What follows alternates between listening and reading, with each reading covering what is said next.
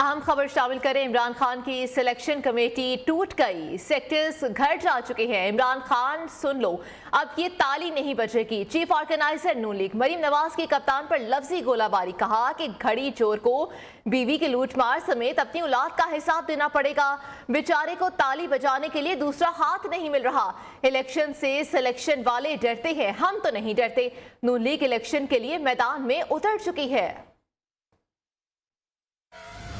Election से selection वाले डरते हैं, मुस्लिम लीग नून नहीं डरती। मुस्लिम लीग नून मैदान में इलेक्शन की तैयारी शुरू कर चुकी है। वो बाबा रहमत इस कौम के लिए सबसे बड़ा बाबा ज़हमत बन गया। घड़ी चोरी का भी हिसाब देना पड़ेगा, अपनी औलाद का भी हिसाब देना पड़ेगा। से पूछे कि क्यों IMF के हाथ ये मुल्क की गिरवी रख के चला गया। ये अगले 5 साल के ऊपर नजर रख के बैठा है। एस्टैब्लिशमेंट को कह रहा था कि मैंने तो ताली के लिए हाथ आगे किया हुआ है, दूसरा हाथ नहीं मिल रहा। अवाम बेवकूफ नहीं, अवाम को सब पता है कि इस महंगाई को लाने वाला कौन है। नाअहली और नालायकी थी, उसकी सजा रावल चौक पे लोगों ने भुगती।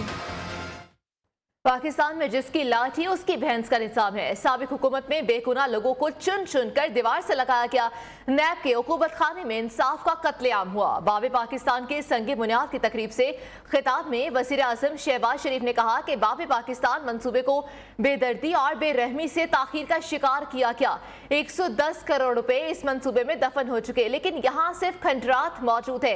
ये एक मंसूबा नहीं बल्कि मुल्क के तूलो अर्ज में अरबों खरबों के मंसूबों का ये हाल किया गया। जब तक निजाम तब्दील नहीं होगा, पाकिस्तान तरक्की नहीं कर सकेगा। जिसकी लाठी उसकी भैंस। बेगुनाह लोगों को चुन चुन कर दीवार से लगाया गया। नैब के अकूबत खाने में कोई ना जाए, क्योंकि वहां पर जो नाइंसाफी रवा रखी गई, जहां पर इंसाफ का जहां पर वो कत्लेआम हुआ, किस बेदर्दी और बेरहमी से इस मंसूबे को मौखर किया गया, तबाह किया गया। 110 करोड़ रुपए इस गरीब मुल्क के दफन हो चुके हैं और वो खंडरात वहीं के वहीं हैं। ये एक मंसूबा नहीं है, इस तरह के बेशुमार मंसूबे हैं इस मुल्क के तूल अर्ज में जो अरबों खरबों दफन हो चुके।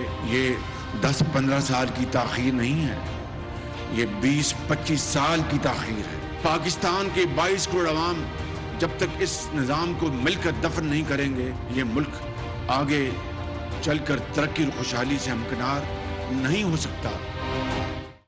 शौकत खानम को मिलने वाली इमदाद से $3 मिलियन की सरमायाकारी की इमरान खान का अदालत में एतराफ। ख्वाजा आसिफ के खिलाफ हत्या की इज्जत के केस में इमरान खान ने एतराफ किया कि शौकत खानम को मिलने वाली इमदाद से $3 मिलियन की सरमायाकारी 2008 में की गई थी, जो 2015 में शौकत खानम को वापस दे दी गई। Islamabad district and session court में चेयरमैन PTI वीडियो लिंक के जरिए पेश हुए ख्वाजा आसिफ के वकील ने इमरान खान से सवाल किया कि क्या ऑफशोर कंपनीज में सरमायाकारी का आपको मालूम है। इस पर साबिक वज़ीर आज़म ने कहा कि शौकत खानम अस्पताल के फैसलों का मुझे मालूम नहीं। शौकत खानम अस्पताल के माली फैसलों की ऑडिट रिपोर्ट होती है। अस्पताल का बोर्ड जो फैसले करता है मुझसे पूछकर नहीं करता। मुझे अब मालूम हुआ कि 2 ऑफशोर कंपनीज में शौकत खानम अस्पताल का पैसा इन्वेस्ट किया गया।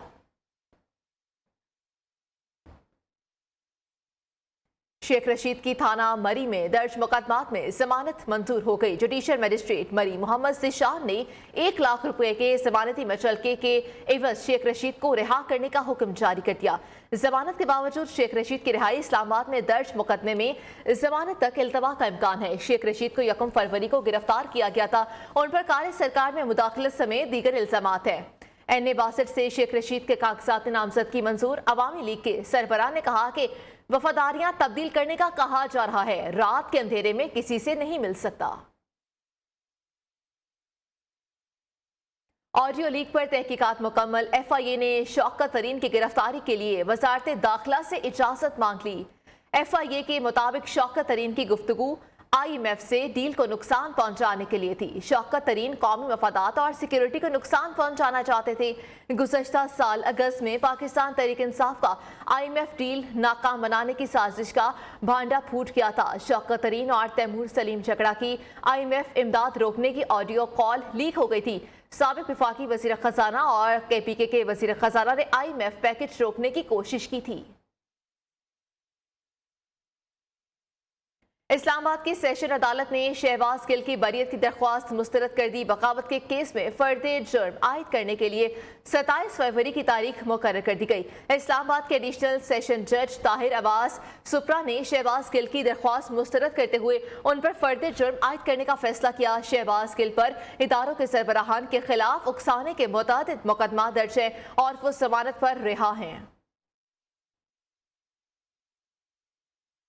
سیکرٹری پنجاب اسمبلی محمد خان بھٹی کو حراست میں لیے جانے کے خلاف منڈی بہاؤدین اور گجرا منڈی میں احتجاجی ریلیاں نکالی گئی۔ ریلیوں کی قیادت سابق رکن پنجاب اسمبلی ساجد خان بھٹی اور عارف گوندل سابق ایم پی نے کی۔ ریلیوں میں وکلاء، تاجر تنظیموں، سماجی شخصیات کی بڑی تعداد نے شرکت کی۔ شرکاء نے کہا کہ نگران حکومت اپنے اصل کام سے ہٹ کر انتقام لینے کی پالیسی پر عمل پیرا ہے۔ بات کریں گے لاہور کے بیورو چیف ایاز شجاع سے۔ ایاز، کیا معاملہ ہے، بتائیے گا۔ جی بالکل مریم، اس موقع پر سابق ایم پی ساجد خان بھٹی کا کہنا تھا کہ سیکرٹری پنجاب اسمبلی محمد خان بھٹی کو انتقامی کارروائیوں کو نشانہ بنایا جا رہا ہے۔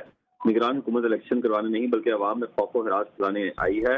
محمد خان بھٹی کو جھوٹے کیسوں میں ملوث کیا جا رہا ہے۔ نگران وزیر اعلیٰ کو جب کرپشن کا کوئی ثبوت نہیں ملا تو انہوں نے پولیس گردی کے ذریعے بے گناہ افراد کو اغوا کرنا شروع کر دیا ہے۔ محمد خان بھٹی کی رہائی تک ہم اپنا احتجاج جاری رکھیں گے۔ ان کا کہنا تھا کہ جب تک محمد خان بھٹی کو رہا نہیں کیا جاتا منڈی بہاؤدین اور ارد گرد کے علاقے کے لوگ سراپا احتجاج رہیں گے، وکلاء بھی احتجاج کریں گے اور سماجی کارکن اور دیگر جو عناصر ہیں وہ احتجاج کرتے رہیں گے جب تک محمد خان بھٹی کو غیر قانونی حراست سے آزاد نہیں کیا جاتا۔ جی ٹھیک ہے ایاز شجاع، بہت شکریہ اپڈیٹ کرنے کے لیے۔ وزیر اعظم شہباز شریف کا تھانہ ننکانہ صاحب میں ماورائے قانون ایک شخص کے قتل کا نوٹس، واقعے کی تحقیقات کا حکم جاری کر دیا۔ علامہ طاہر محمود اشرفی نے کہا کہ ننکانہ صاحب میں توہین کے ملزم کو تشدد کر کے مارنا مجرمانہ فعل ہے۔ پنجاب حکومت کی ذمہ داری ہے کہ ایکشن لے، ملزموں کو گرفتار کر کے ان کے خلاف دہشت گردی کا مقدمہ چلایا جائے۔ ادھر نگران وزیر اعلیٰ پنجاب محسن نقوی کی ہدایت پر واربٹن واقعے پر 3 رکنی تحقیقاتی کمیٹی بنا دی گئی۔ کمیٹی انکوائری کر کے 48 گھنٹے میں رپورٹ وزیر اعلیٰ کو پیش کرے گی۔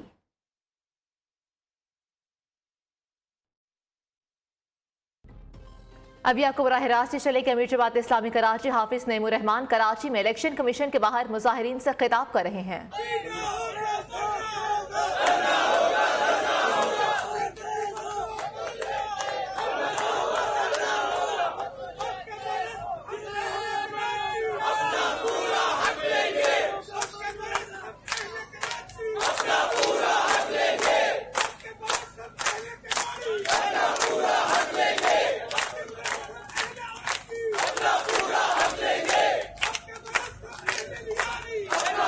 ابھی مغرب کی اذان ہو رہی ہے، اپنی گفتگو کو ختم کرتا ہوں۔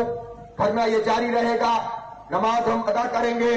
میں الیکشن کمیشن سے کہنا چاہتا ہوں کہ پہلے مرحلے میں فوری طور پر 11 یوسیز کے انتخابات کا، جسے ضمنی انتخاب کہتے ہیں بلدیاتی، اس کا اعلان کیا جائے اور اس کے ساتھ ساتھ میرٹ کی بنیاد پر تمام سماعتیں کی جائیں۔ باقی تفصیل انشاءاللہ بتاؤں گا، اور جتنی سازشیں اس وقت جوڑ توڑ کی ہو رہی ہیں اس سب کو بھی انشاءاللہ بے نقاب کریں گے، اور کراچی کو بیچنے والوں کو بھی بے نقاب کریں گے انشاءاللہ تعالی۔ آپ لوگ یہاں دھرنے پر موجود رہیں اور مزید بھی اپنے ساتھیوں کو بلائیں، اس دھرنے کو بڑھائیں تاکہ ہماری مؤثر آواز۔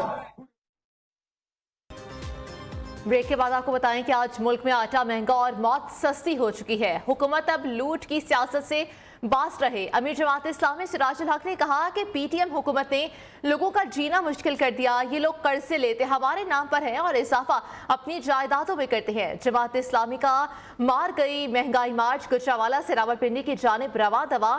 گجرات میں کارکنوں سے خطاب میں سراج الحق نے کہا کہ تمام مسائل کا حل فوری الیکشن قرار دے دیا۔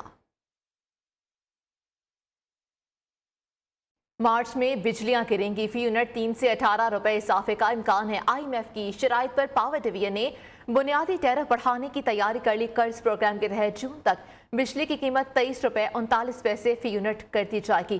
بجلی کے بلوں پر سرچارج گردشی قرض پر سود کی ادائیگی کے مد میں استعمال ہوگا۔ تفصیلات ریاض تھیم کی اس رپورٹ میں۔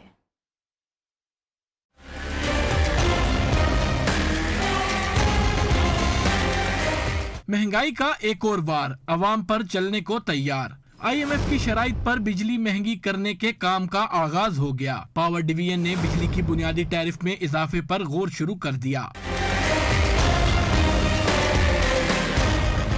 ذرائع کا کہنا ہے کہ وزارت خزانہ کی مشاورت سے بجلی پر سبسڈی کم کی جائے گی۔ پاور ڈویژن حکام کے مطابق نان ٹارگیٹڈ سبسڈی ختم کرنے کو کہا گیا ہے، جس پر ورکنگ کی جا رہی ہے، جبکہ برآمدی شعبوں پر سبسڈی ختم کرنے کا بھی جائزہ لیا جا رہا ہے۔ ذرائع کے مطابق اس وقت برآمدی شعبوں کو بجلی پر 110 ارب روپے کی سبسڈی دی جا رہی ہے۔ 300 یونٹ استعمال کرنے والے گھریلو صارفین کے لیے سبسڈی ختم نہیں کی جائے گی۔ کمرشل صارفین کے لیے 1 روپیہ سرچارج کی تجویز بھی زیر غور ہے، جبکہ مجموعی طور پر بجلی کے بنیادی ٹیرف میں 12 روپے فی یونٹ اضافے کی تجویز ہے۔ گورنر سندھ رہنما MQM اس وقت کراچی میں میڈیا سے گفتگو کر رہے ہیں۔ UC کم کیے اور جب مذاکرات ہوئے تو ہم نے کہا کہ باٹم لائن یہ کہ آپ کو کم سے کم 73 سیٹیں 73 UC کی حلقہ بندیوں میں کے ذریعے اس میں اضافہ کیا جانا چاہیے۔ پاکستان پیپلز پارٹی نے 53 تک کے لیے تیاری کر لی تھی، انتخابات کرا دیے گئے۔ اس کے باوجود وہ انتخابات جو ہر لحاظ سے غیر قانونی غیر آئینی تھے، الیکشن کمیشن کے تمام جو اس کے قوانین ہیں اس کے خلاف تھے، جو قومی آئین کے خلاف تھے، تو ہم اس کے باوجود اگر ہم نے ہمارا مقصد اس مطالبے کے پیچھے اپنا میئر لانا ہوتا تو اس انتخابات کے بعد ہم اس مطالبے کو دہراتے نہیں۔ ہمارا یہ مطالبہ کراچی کا حق کراچی کو واپس دلانے کے لیے تھا۔ حیدرآباد کراچی میں ڈسٹرکٹ کونسلز کو زبردستی شامل کر دیا گیا، پورے سندھ میں کہیں نہیں کیا گیا، تو آپ یہ نہیں کہہ سکتے کہ انتظامی ضرورت تھی، یہ کسی کی سیاسی ضرورت ہو سکتی ہے۔ تو اسی لیے ہم نے یہ مطالبہ دوبارہ رکھا تھا، اس پہ بات بھی کی تھی۔ سنجیدگی نہیں دیکھ کر تو ہمیں یہ ایک انتہائی اقدام اٹھانا پڑ رہا تھا۔ ہم آپ کی یہ بات مان بھی لیں تو ہم اس اپنے مطالبے سے پیچھے ہٹنے کو تیار نہیں ہیں، اور یہ قدم جو ہم نے اٹھایا انتہائی بہت مجبوری میں اٹھایا تھا۔ ہمیں شہر میں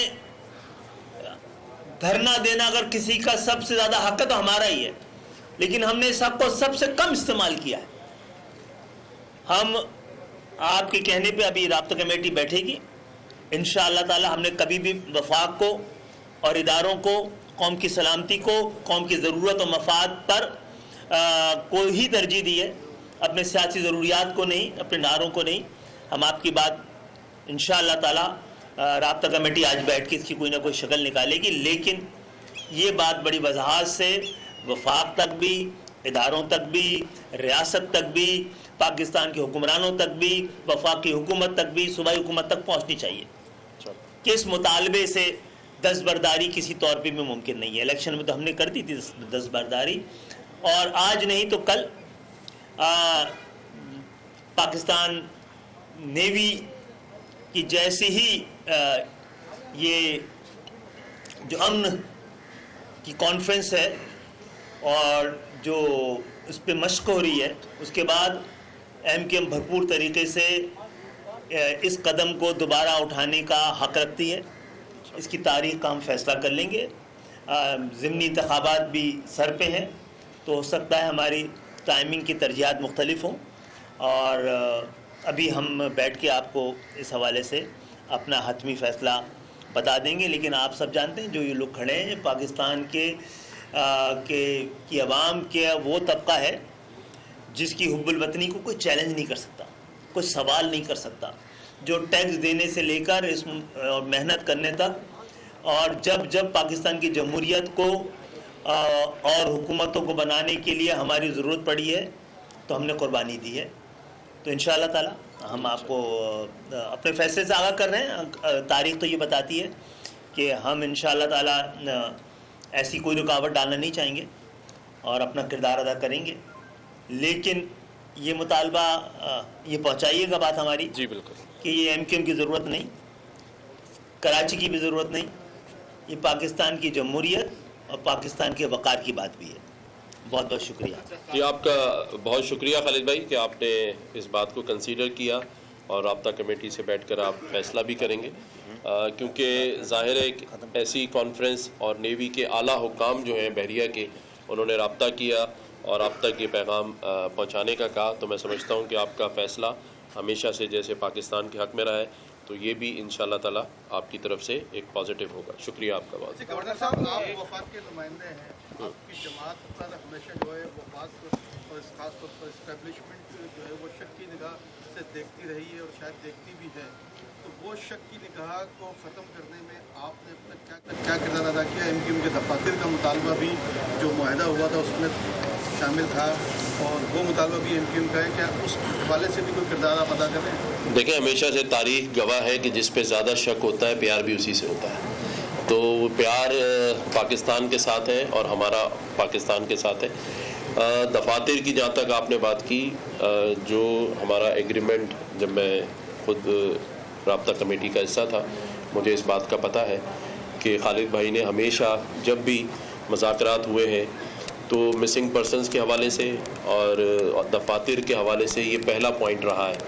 और आज भी जहाँ जहाँ इस बात को किया जाता है उसी में ये बात पहले रखी जाती है कि जो मिसिंग पर्सनस हैं और ऑफिसेज जो है वो हमारा पहला मुतालबा है और उसके बाद ही दूसरी कोई बात की जाती है।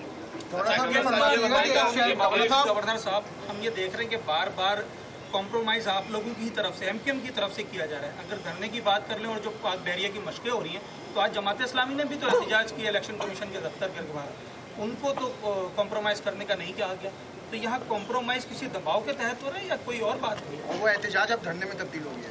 देखिए, जैसे खालिद भाई ने कहा और मैंने भी आपको बताया कि जमात इस्लामी तो फिर यहाँ एक जिस तरह से उनकी पोजीशन है आप सबके सामने, लेकिन जो एक बहुत बड़ी सियासी जमात अपने आप को पाकिस्तान की कहती है और कहती थी, जब उन्होंने एक ऐसे ब्रदर आपको बताएं, गवर्नर सिंध और MQM के रहनुमा इस वक्त मीडिया से गुफ्तगू कर रहे थे। खालिद मकबूल सिद्दीकी ने कहा कि कराची के अमन से पाकिस्तान का अमन जुड़ा है। मुत्तहिदा अरब अमारात के सदर की आर्मी चीफ सैयद आसिम मुनीर से मुलाकात हुई। Army chief general Syed Asim Munir ने शेखा मरियम बिन अब्दुल्ला बिन सलीम अल फलासी के इंतकाल पर शेख मोहम्मद से दिली तासियत का इजहार किया। मुत्तहिदा अरब अमारात के सदर शेख मोहम्मद बिन जायद अल नहान ने chief of army staff general Asim Munir का कसरुल शाह में इस्तकबाल किया। मुत्तहिदा अरब अमारात और पाकिस्तान के दो तरफा ताल्लुकात और दिफाई उमूर में ताउन को गहरा करने के तरीकों पर तबादला ख्याल किया गया।